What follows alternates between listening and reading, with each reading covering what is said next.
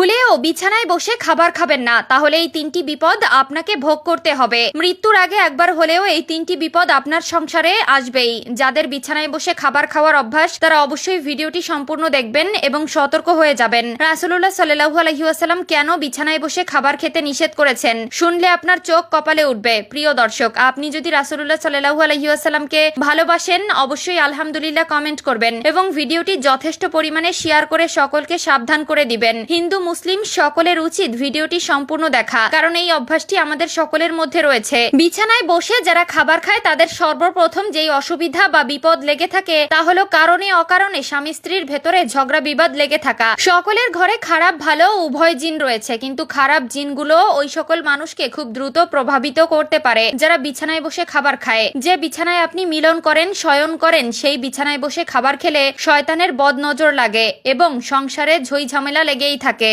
2 নম্বরে, যারা বিছানায় বসে খাবার খায় তাদের ঘরে সব সময় কেউ না কেউ অসুস্থ হয়ে থাকে।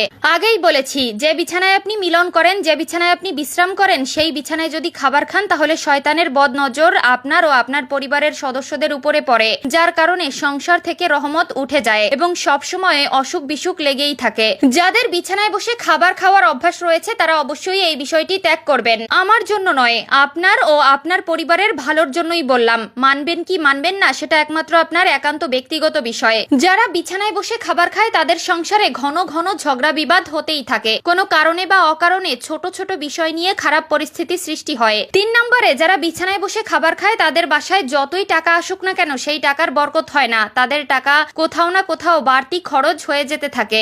এক কথায় এই ধরনের ব্যক্তিদের উপর থেকে আল্লাহর রহমত উঠে যায় এবং আল্লাহর দেওয়া রহমতে বরকত তাদের উপর থেকে উঠিয়ে নেওয়া হয়। পবিত্রতা ইমানের অঙ্গ এবং যে খাবার আপনার জীবন বাঁচায় সেই খাবার অবশ্যই আপনার পবিত্র স্থানে বসে খাওয়া উচিত। খাওয়ার জন্য আলাদা ঘর বানানো উচিত বা রুম বাছাই করা উচিত। বিশেষ করে অবশ্যই ডাইনিং এ বসে বা ফ্লোরে বসে খাবার খাবেন, কিন্তু বিছানায় বসে কখনোই খাবার খাবেন না। যারা বিছানায় বসে খাবার খায় তাদের সংসারে এই 3টি বিপদ লেগেই থাকে। যদি বিশ্বাস না হয় তাহলে অবশ্যই মিলিয়ে দেখবেন। বিছানায় বসে খাবার খেলে এই 3টি বিপদ আপনার সংসারে আসবেই এবং কারো কারো সংসারে হয়তো এই 3টি আলামত চলমান। আমরা অনেকেই আছি অভ্যাসগত কারণে ঘুমানোর বিছানায় খাবার খাই, এটা একদম করা উচিত নয় এবং যদি আপনার ভেতরে এই ধরনের সমস্যা বা অভ্যাস থেকে থাকে অবশ্যই তা পরিহার করবেন। আল্লাহ তাআলা আমাদের সকলকে সঠিক বুঝ দান করুন, আমিন।